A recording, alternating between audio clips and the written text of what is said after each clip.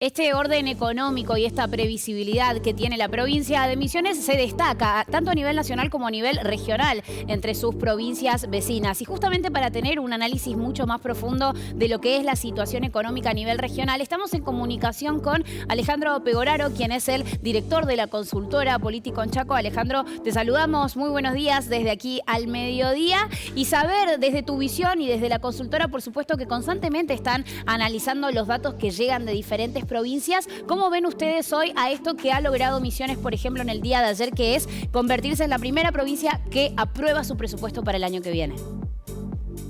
Buenos días, ¿qué tal? ¿Cómo les va? Bueno, en primer lugar, lo que mencionaba respecto al presupuesto es obviamente una característica central que tiene que ver con la previsión en el corto plazo y de manera rápida de cómo se va a encarar la gestión presupuestaria del año que viene. Muchas provincias tienen una muy mala costumbre de debatir los presupuestos sobre finales de año, con la agenda política un poco invadiendo la discusión económica y presupuestaria. Entonces, el hecho de ser la primera provincia en aprobar su presupuesto y ya dar previsibilidad, dar certeza y dar garantía respecto a cómo se va a manejar las cuentas públicas el año que viene en un contexto donde estamos todos muy ansiosos por ver qué va a pasar justamente en el 2025 en términos de reactivación económica, es obviamente una señal muy importante de confianza sobre todo, ¿no? Y en este marco, bueno, hay que destacar que este año es muy particular para las provincias, ¿no? Han tenido un recorte de recursos que ha sido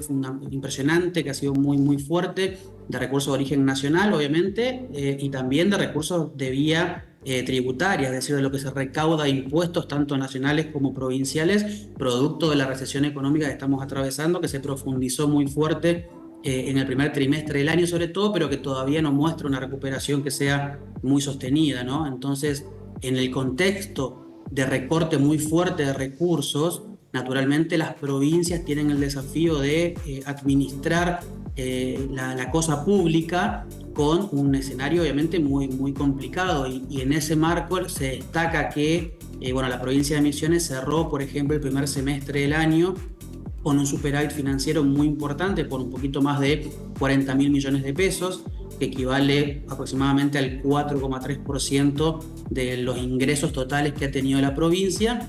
Y este superávit se dio en el marco, como decía antes, de una caída de los ingresos que obligaron también obviamente a reordenar el gasto público.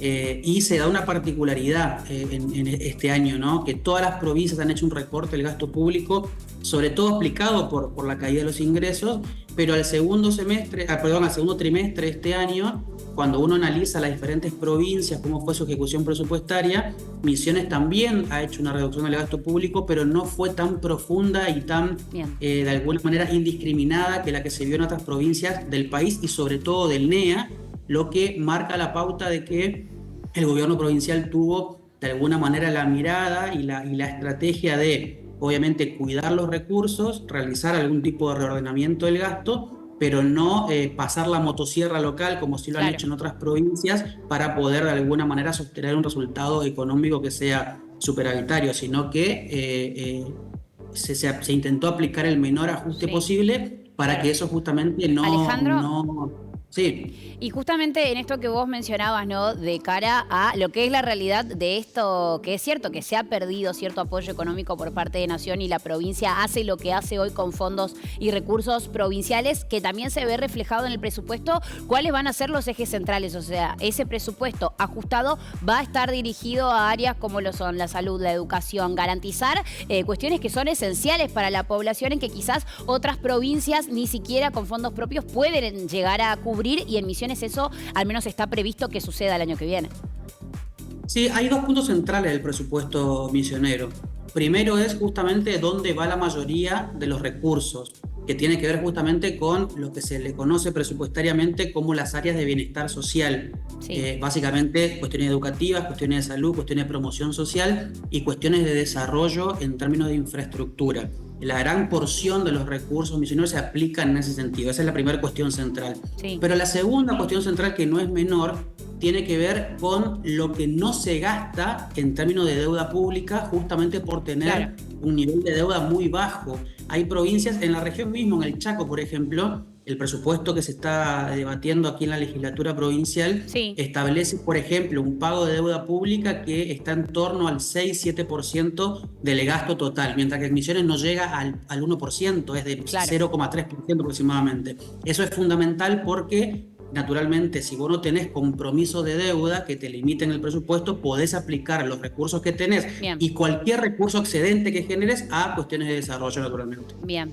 Alejandro, clarísimo, te agradecemos mucho por este análisis. El director de la consultora Politicón Chaco, Alejandro Pegoraro, en esta comunicación, dando su visión, ¿no? Tanto como consultora, pero también él desde la provincia de Chaco, provincia vecina, de lo que sucede y cómo Misiones en este sentido se convierte, claro, en la primera provincia del país en aprobar su presupuesto, pero también cuáles son las claves de esta decisión y este orden económico que tiene nuestra provincia.